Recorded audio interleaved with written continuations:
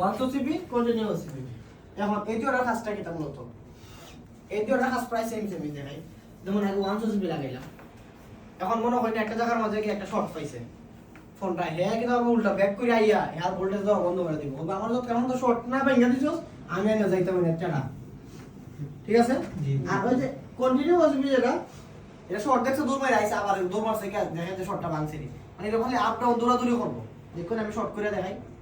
যেমন ওর আছে কি তার কন্টিনিউয়াস সিপি, সুইচ অন আছে না, টিপালা ধরি দেখুন ভোল্টেজ বন্ধ হইছে, আবার দেখছেন নি যাইতাছে। কিন্তু এই জায়গায় যদি আমি 100 সিপি দিতাম শুধু যাই ওই যে একবার ধরি আর বর্তমান শেষ।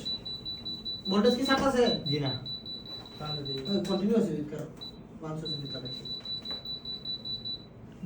শেষ শুধু একবারই ভোল্টেজ বন্ধ করে দিছে না। জি জি এই কইছে কি তাহলে কেমন তো তুমি না শেষ করে দিছো শর্টটা, আমি বা বার যাইতাম না। আর কন্টিনিউয়াস সিপি দিতে পারে মুখরা মুখে করে দৌড়াদৌড়ি করে।